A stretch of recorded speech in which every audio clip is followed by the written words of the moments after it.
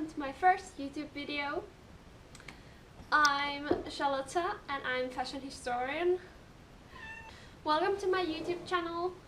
You probably follow me on Instagram. If you don't, please do. You can find the link below. And today's video's topic is Marie Antoinette's fashion journey. And I have really loved Marie Antoinette as long as I can remember. Honestly, I love the extravagant fashions and the French Revolution, the fashion during how fashion changed during the French Revolution is really interesting. It's really something that I recommend for looking into if you are interested as well. For this video I used two different books as my research. First one of them is by Caroline Weber, What Marie Antoinette Wore to the Revolution, Queen of Fashion. I can highly recommend this one. It's amazing, it has a ton of good pictures and she has really done really good research, and probably most of my video is going to be based on by this book.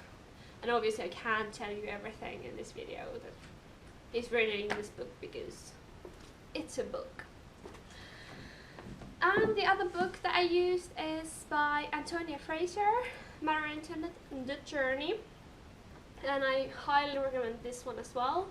If you have seen the 2006 movie Marie Antoinette, that movie is based on this biography. And yeah, it's a really good one and it's really big as well. So Marie Antoinette was born in 2nd of November in 1755 in Vienna, and that makes her a Scorpio if you're interested of astrology. That might tell you a little bit what kind of person she is. And as a royal child, Marie Antoinette was wearing the court dress in Austrian court, and that means that she probably didn't have that much to say what she wanted to wear at the time, because she was a child in court. There's a lot of good portraits of her from her childhood that you can see that she's wearing the fashionable dress of the era, and specifically for the Vienna court. Because different courts at the time, different countries had their a little bit tiny bit differences in the fashions, what was fashionable, what wasn't. But still, Paris was the fashion capital at the time. Like it is nowadays. It has been a fashion capital of the world very long time. So the children's court dress didn't really differ much from what adults were at the time. And from the portraits you can see the actual court dress, obviously, because when you paint a portrait you want to show what you in your best clothes and give the best image possible to other people. So obviously they were wearing the prettiest court dress and the most expensive ones to the portraits to show their wealth and their ranking. In the childhood portraits you can see Marie Antoinette wearing stays, which gives the fashionable silhouette of the era. If you don't know what stays are something like corset, but they were the kind of like the pre-corset, like before they actually had the corset. And they were the ones that were worn from the 17th century to 18th century, as the corset didn't came until the 19th century. Obviously Marie Antoinette's childhood dress doesn't really show her individuality, as she was just a property of her mother's and to make possible alliances and not really a whole complete person, kind of, you know, because she was more like an object. And this is a recurring theme in Marie Antoinette's life. She's more shown as an object than a person. In this picture here, she's 12 or 13 in this court dress, as you can see. So they started wearing stays very early. And the real fashion journey of Marie Antoinette started when she left Austria to go to France to marry Dauphin of France. When Marie Antoinette left Austria, she was wearing formal court dress called Grand Habit de Cour. That dress, as it was formal court dress, you obviously would have to wear stays and panniers. Panniers, by the way, was the piece of clothing that you would tie in your waist, so it made the huge silhouette that the 18th century dresses had. But can you imagine traveling in that outfit? You had layers of garments, you had stays, and you had the panniers, and you would have to travel for days in a carriage. And obviously, traveling in the carriage, that isn't really the most warmest place, as it was winter when they were traveling. So that must have been quite uncomfortable for her. She was traveling with her new wardrobe that her mother had acquired to her. As she was marrying the future king of France, she had to look like future queen of France. So she had to have very expensive clothes, and she had huge wardrobe with her when she was traveling. An average aristocrat couple, so it's two people couples, wardrobe cost about 5,000 livres, and Marie Antoinette's wardrobe when traveling costed 400,000 livres, which is about 70 million euros in today's money, which is a lot of money. That's a huge amount of money. How much her wardrobe just cost. And that was all that her mother acquired before she even left. Yeah, clothing was expensive back then. At the French border, there was people waiting for her. And there was gonna be a ceremony where Marie Antoinette was stripped completely down from her clothing that she came in and was dressed in French court fashion. Even though she was wearing already a French court gown when she arrived to the border, but this was more as a symbolic thing than really about the fashions. She had to be stripped down everything from Austria to begin and be dressed in everything French.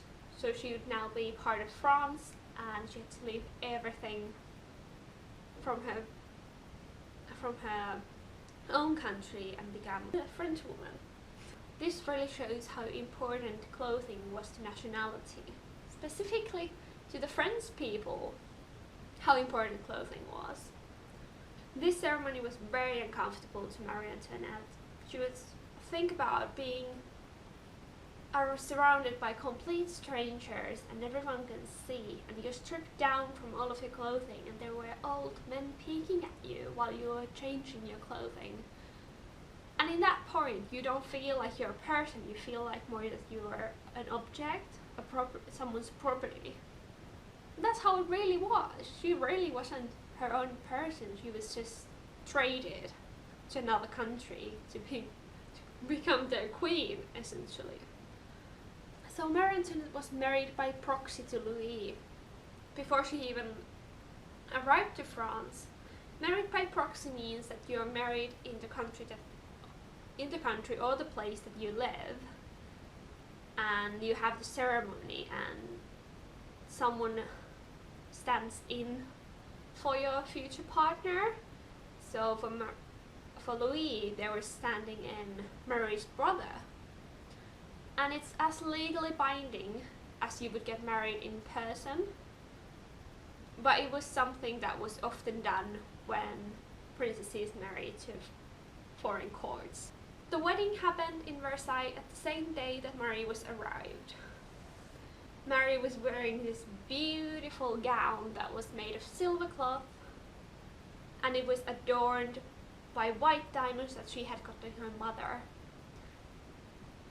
These white diamonds symbolized that she was now the most important woman in the French court, as she was going to be the future queen, and the French court at the time didn't have a queen. So obviously she was the most important woman in the French court. Unfortunately, this gown was too small for Marie. Marie Antoinette, there was some mistake on the measurements or something, and they couldn't fit the gown properly on her, and she still had to wear it to her wedding day.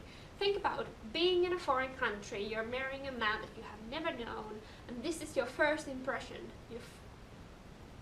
And then you show up in the clothes that don't fit to you. It's terrible. That must have been a terrible day for Mary, honestly. And people could see her underwear, a chemise that you're wearing underneath all of your clothing, was peeking out. And people could see her. Unfortunately, there is no painting of this wedding dress, but there is some pictures that have been drawn of it. So you can want to know about Marie Antoinette's morning routine. Here we go. Every morning Marie Antoinette would get her hair done at first. That was the first thing.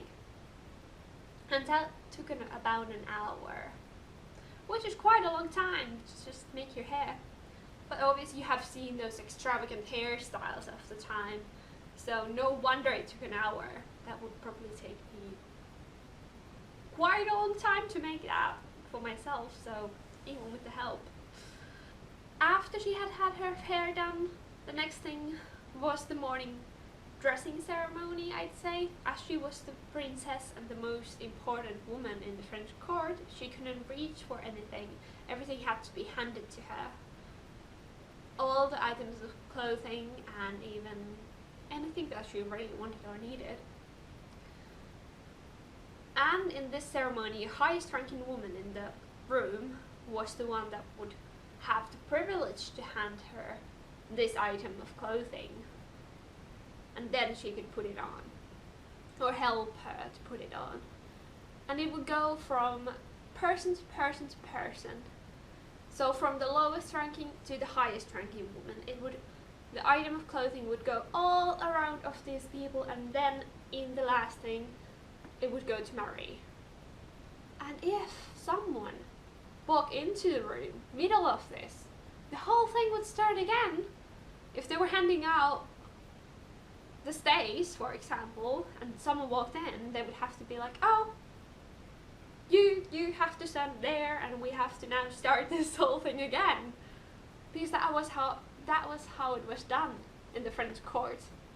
So the French court had a lot of rules how to dress and how to show their class in their dress. Marie Antoinette was required to wear circles of plush in her face, and this isn't just for the beauty, it was a mark of her status in the court. Also, one of these garments that she had, one of these rules was to wear whalebone stays. And whalebone stays kept her body stiffened and in control, and this signified norms and self-control. And because Marie Antoinette was highest ranking woman in the court, she was required to wear special kind of whalebone stays called grand corps. And this was actually an honor. Other women in the French court, actually, some of them, like the high-ranking ones, had to wear those, but they could wear those only in special occasions.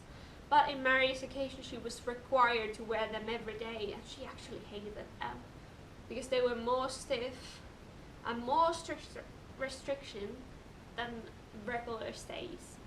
By the way, stays are really comfortable garment, in my opinion. I really like mine. But yeah, whalebone stays that, like the grand corps that she had to wear, was really uncomfortable, and there's a lot of things that has said that she really hated wearing those. Marie Antoinette's grand corps actually had a lacing in the back and in the front, and then there were rows of diamonds as decorations, which is quite excessive for undergarment, I'd say. I really love pretty stays, but that's quite a lot, and nobody's gonna see them, not even your husband, because you're gonna be removed all of your clothing when you're in the bed, and you're gonna see your husband when you're in the bed, so it's just for your servants. As Marie Antoinette hated wearing the grand corps, she actually broke the rules, and she did wear the regular stays, and people were really they really didn't like that, because that was supposed to be a great honor to wear the crown corps, and then Marie Antoinette came in and she didn't wear them. That was really shocking at the court, because this wasn't the only rule that she broke. You're gonna see. Marie Antoinette loved writing. That was one of her favorite hobbies when she first arrived to the court. Even writing, you would have to have a specific writing habit when you were writing or hunting. You would have to wear a specific writing stays underneath, obviously. But otherwise, your writing habit is very similar than men's writing habits.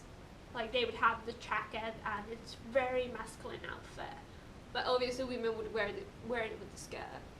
Again, Marie Antoinette didn't like wearing the writing stays, so she went without them, which is quite scandalous when you think of wearing stays at the time was a similar thing as wearing bras in the modern day. If you see someone not wearing bras, it's kind of a similar thing, I'd say. Marie Antoinette also did wear trousers when writing with her writing habit, which is very scandalous, because obviously women would have to wear skirts in their writing habits. And Marie Antoinette even made a portrait about her wearing her writing habit. Her mother sent her money and be like, "Oh, I want a portrait of you as a French woman now, so dress up in your best clothing, in your favorite clothing, and have a portrait made of you." And she chose to be painted in her writing habit, in trousers. But she isn't actually the first woman to do this. Catherine the Great commissioned a portrait of herself writing in men's habit about 9 years earlier, so she wasn't the first one, and probably not the last one either. This might seem a bit of odd to us modern day people, but queens in Versailles were expected to live a quiet life. You would have your children, and you would stay with your children, and you would pray and be quiet and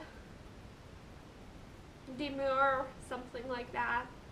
While in the meantime, the king's mistresses, those are the ones that live the lavish lifestyle and are the ones that the whole court looks at and be like, "Oh my gosh, look at her dress." So yeah, it wasn't the queen who was the most lavish one, the most beautiful one at the court. It would be the mistress. But when Louis XVI, Marie's husband, became the king, he didn't have a mistress. And Marie Antoinette didn't have a child, so Marie Antoinette took the place of the mistress, kind of, and she was the one with all the lavish outfits and all the jewels, and Louis let her be that way and let her stay up late and party and look amazing. And this is the time when Marie Antoinette also came up with the hairstyle that we all know. It's called poof. One of the first recorded cases of her wearing the poof was actually in Louis' coronation, and she had this huge towering hairstyle. It was high tower of curls and decorations, and it was just really big, because before that they didn't really have, the hair wasn't that big, but it was Marie Antoinette who first really wore it like that. And inventing the poof can be credited to Rose Burton, who was Marie Antoinette's stylish, or actually a dressmaker, I'd say. She was basically her fashion designer. And also Monsieur Leonard, who was Marie Antoinette's hairdresser. After Marie Antoinette was wearing the poof, it was all over the court and all over Paris. Marie Antoinette was even seen wearing vegetables in hers at one time. Even though we see it as defining hairstyle of the 18th century, but in reality that hairstyle probably lived less than 10 years, which is really, short time when you think of it, that we all think of it as the defining hairstyle of the 18th century. Fashion was everything to Marie Antoinette. It was really her only passion when she became a queen. It really mattered to her how people in Versailles looked. If your outfit wasn't on point, you might fall out of her grace. This can be seen part as Versailles' strict fashion rules and the fashion etiquettes, as you can't even come to Versailles if you're not wearing panniers underneath your dress. But you can rent panniers from the gate of Versailles at the time, so anyone could basically come in if they just rent the court outfit. After Louis was crowned the king, Marie Antoinette got her own little place called Le Petit Trianon.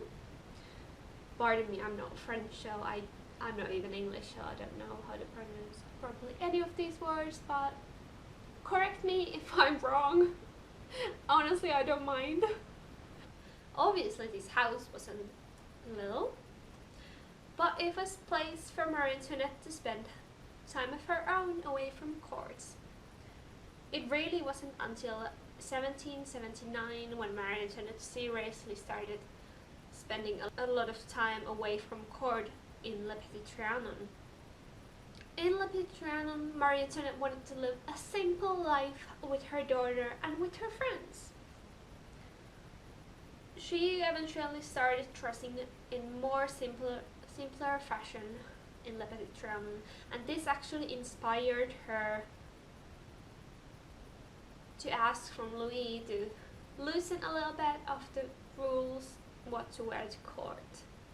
She asked to change that smaller panniers and shorter train would be allowed in the formal court dress.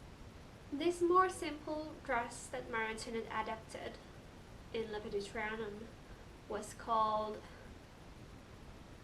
a robe à la Polonaise, or Polonaise, I'm not completely sure. There were two big differences from the court gown in Polonaise dress. First one was that the court dress was worn with panniers, and robe à la Polonaise was worn with a false rump, as panniers were something that you would have on your side, so it would make your hips look huge. A false rump would be in your back, so instead of having large hips, you would have a large bum, basically. So it does change a silhouette a lot. It would look completely different. Another change in the dress was that robe à la Polonaise didn't have the sack bag that French court gowns did have, so it was much more simpler. Marie Antoinette even asked her friends to wear much more simpler dress when they visited her at Le Petit Trianon. Which is kind of funny to have your friends ask your friends to wear certain things when you're meeting. But yeah, that's what she did. In 1780, Marie Antoinette started dressing even more simpler dress. A new style that Rose Birding designed based on what women wore in Caribbean at the time and what women wore at the Caribbean at the time. I mean black women in the Caribbean at the time. And this dress is credited to Marie Antoinette that she invented it. Which is kind of sad because she really didn't. It was inspired by these women in Caribbean who had been wearing this for a long time before she did. But still, we know this dress as chemise à la reine, which means queen's undergarments basically. So even the name of the dress is still tied to Marie Antoinette, even though it does come from somewhere elsewhere. And I think that's a really important thing to acknowledge, that we can love this dress and we can look up to it, but we can still acknowledge where it came from and how weird it is that it's named after, obviously, the white rich woman who made it famous. But that's how things still go sometimes, and it's really sad actually. chemise à la reine was called gaul. Somehow, I don't know why. And gaul had a big puffy sleeves like I'm wearing now. But obviously they were much more longer, the sleeves, and they didn't have polka dots. I love polka dots, but yeah. And they would and the gaul would have a big ribbon around the waist. And this new dress style didn't require you to wear stays, which Marie Antoinette loved because she had hated wearing the front court, and she was like, I'm gonna be a freed woman and I'm not wearing stays anymore, and I'm wearing this cotton dress. Also, that was a huge scandal, wearing a cotton dress, because silk industry, that most of the dresses, the court gowns were always made of silk, which silk is very expensive type of fabric, so it really was, people started wearing dresses made of cotton, so it did a little bit dirty to French silk business, which French people did offense of. And with this new style of dress, chemise à la reine, she would wear her hair differently as well. And this hairstyle is called catogan, and it's considered very masculine, which to us might seem a little bit weird. And it was actually even more scandalous than wearing the poof. And we would think that wearing the poof is masculine and extravagant, but actually wearing her hair loose like that was more scandalous, because men could wear their hair loose, and that was really masculine thing to do, wear your hair loose like that. And this actually led to accusation of Marie Antoinette being lesbian, just wearing her hair loose. Can you think of it? Like nowadays people can be like, oh, she must be a lesbian because she has short hairstyle. Back then they were like, oh, she's wearing her hair open like that, she must be a lesbian. Yep. And she was actually accused not being patriotic by buying foreign fabric instead of French silk dresses. Yep. So that is what she did before she was under 30 years old. Also, there's happening affair of the necklace, but I'm not gonna get into it. There's definitely some podcasts and probably YouTube videos about affair of the necklace, so I recommend watching some of those. Yeah, I'm not gonna get into it because I could make its own YouTube video of affair of the necklace. After affair of the necklace and Marie Antoinette's 13th birthday, she started dressing again more like a queen. After her being like free and liberated in Libertrian, she started to be like, oh, I must be a queen now. And left her beloved informal dress behind her. She had been quite unpopular because all of these scandals, like affair of the necklace and then her being not patriotic by not buying silks, and it might seem really weird to us that these tiny things were the ones, but then they were piling up. And people at the time, they couldn't blame the king really. They could blame the queen because she was the closest to king. So that's what she was blamed.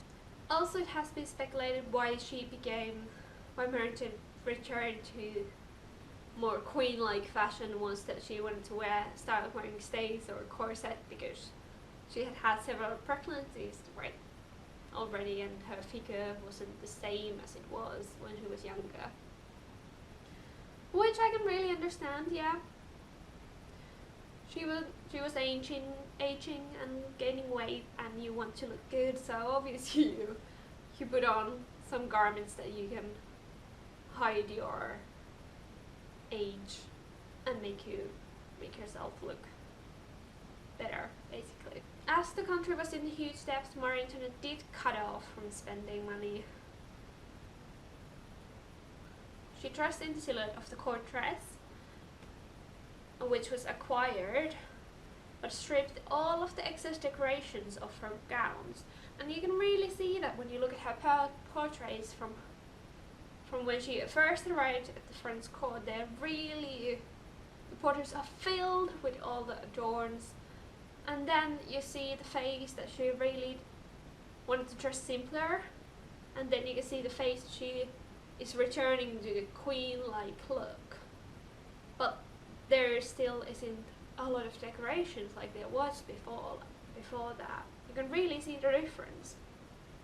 Unfortunately, the public really hated her already because of all of the scandals, and they were basically blaming her why the country didn't have any money, which is really sad.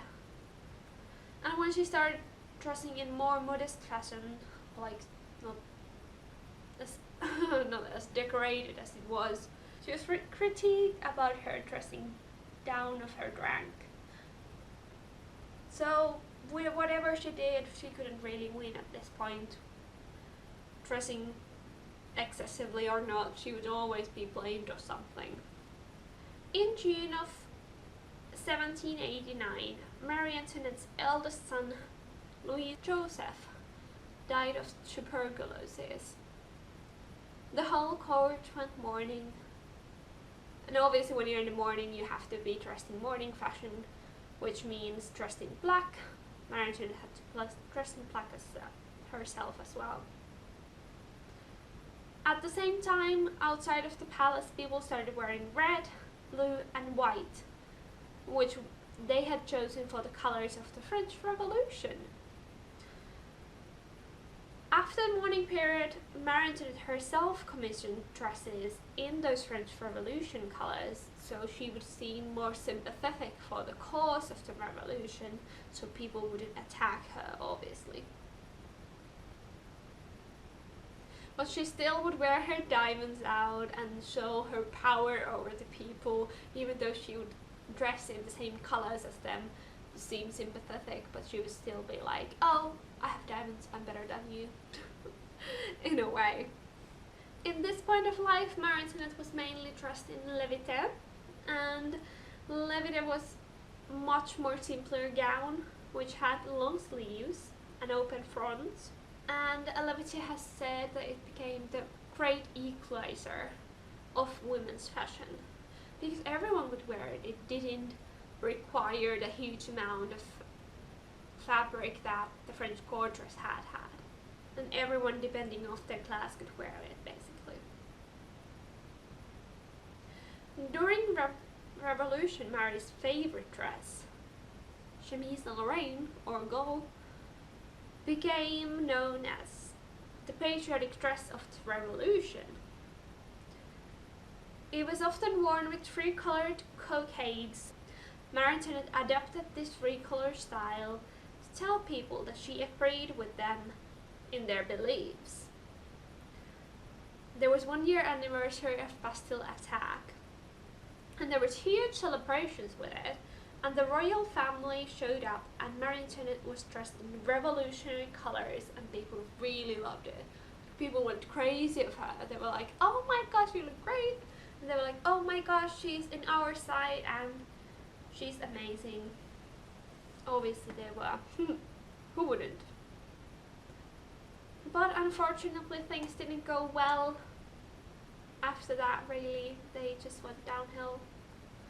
Louis XVI was trialed and executed in September 1792.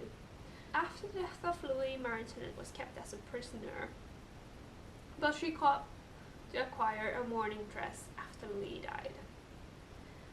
This dress was made out of black taffeta with no decorations on it.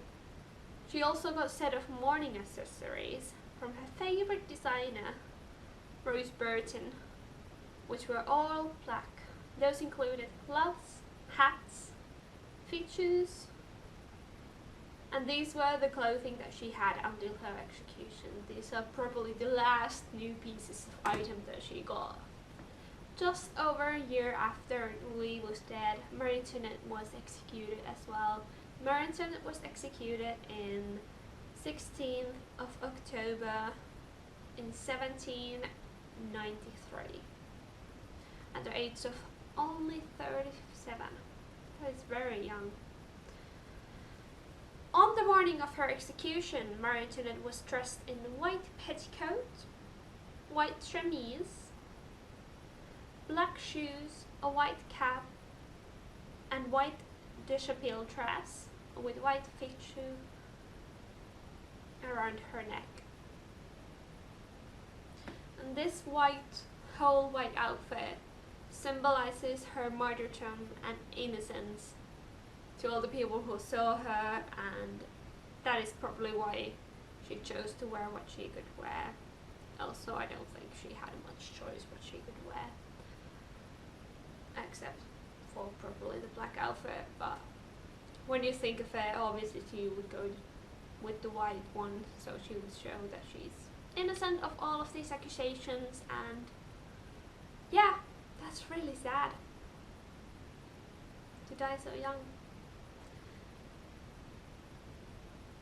But yeah, that was the fashion journey of Marie Antoinette. I really hope you enjoyed this, of my first YouTube video. Please comment what you liked, and if there's something that I didn't mention in this video that you know about Marie Antoinette, please comment it so other people can read. If you have like something interesting facts about Marie Antoinette's life, I would love to read those, because she was really an interesting woman. And if you don't follow me on Instagram yet, please go and follow me on Instagram, and I'm going to make a Patreon, so if you wanna help me to make these videos more frequent, as this is my first one, I don't know how frequently I can actually make these, but if you want to help me to make these videos more frequently, please become a Patreon. And thank you for watching. I'm so grateful that you even watched this far. So yeah, thank you.